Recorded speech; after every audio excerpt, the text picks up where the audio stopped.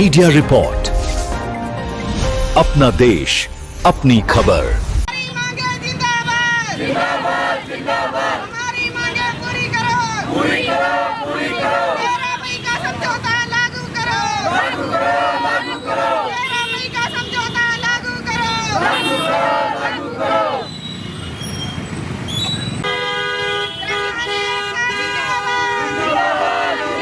कर्मचारी एकता जिंदाबाद जिंदाबाद जिंदाबाद।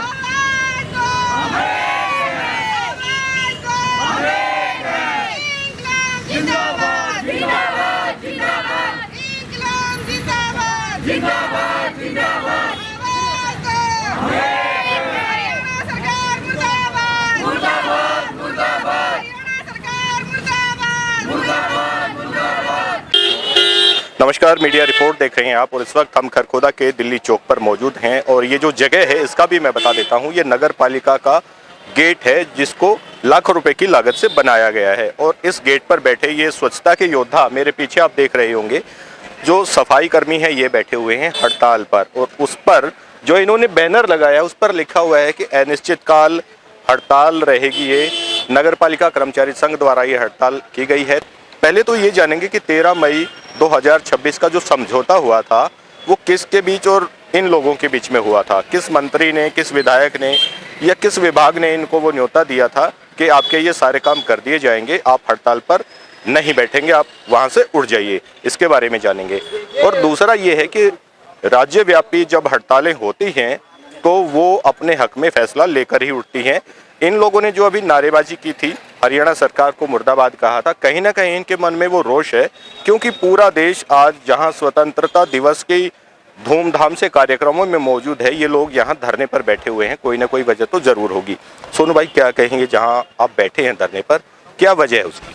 सर, हमारी यही है वजह, क्या नाम है, जैसे हमने पिछले उसमें हमने 13 मई तक हड़ताल की थी और 13 मई की हड़ताल में सरकार के साथ हमारा समझौता हुआ था और जो समझौता लागू हुआ था हमारी 22 मांगों उसमें से 17 मांगों पर समझौता लागू हुआ था। लेकिन सरकार ने अब तक उन 17 मांगों में से भी कोई भी मांग अब तक हमारी पूरी नहीं की है। तो इस वजह से आप लोग धरने पर बैठे। क्या लगता है अब की बार सरकार आपकी बात मान लेगी?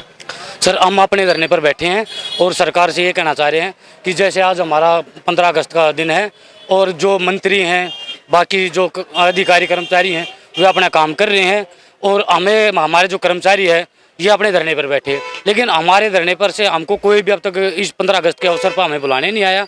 और जो हमारा कोरोना काल का टाइम था, जो हमारे कर्मचारियों ने सफाई की थी, उस टाइम सरकार ने बोला था कि ये वे कर्मचारी हैं, योद्धा कर्मचारी है जिन्होंने देश की हित में काम किया और इनको प्रशंसा पत्र भी दिया। लेकिन वही ये कर्मचारी है जो आज हड़ताल पर बैठे हैं। बहुत अच्छी बात आपने बताई। साथ में ये भी बताइए कि कई बार आप लोगों को खुश करने के लिए नेता आपके साथ खाना खाते हैं, भोजन करते हैं, कई बार आप लोगों के पैर धोते हैं, वो किस तरह की प्रक्रिया रहती है और आज अगर आप लोग धरने पर बैठे हैं तो कैसा महसूस करते हैं? वो सर, जो ये नेता हमारे साथ खाना खाते हैं, हमारे पैर धोते हैं, ये समाज को दिखाने के लिए होता है, जनता को दिखाने के लिए होता है।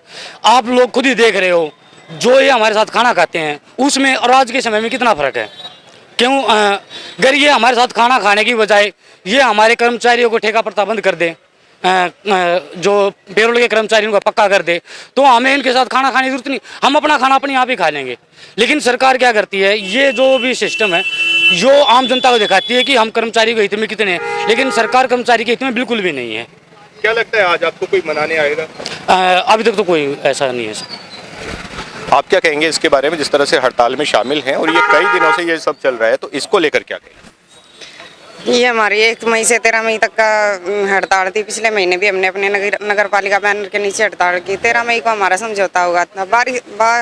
22 हमारी मांगे थी, 22 में से हमारी 17 मांगों पर सहमति बनी और उन 17 मांगों को भी सरकार ने जायज़ मानते हुए मान लिया, लेकिन लेटर पत्र जारी नहीं किया। उस लेटर पत्र का सरकार ने हमें 1 महीने का टाइम दिया था, लेकिन हमने एक महीने का टाइम ना देके 1 महीने का टाइम और एक्स्ट्रा देके हमने उनको अगस्त तक का, जुलाई तक का टाइम दिया। लेकिन जुलाई में भी सरकार ने कोई लेटर पत्र जारी नहीं किया। फिर हमने मजबूरन दोबारा 6 अगस्त को फिर से हड़ताल करनी पड़ी।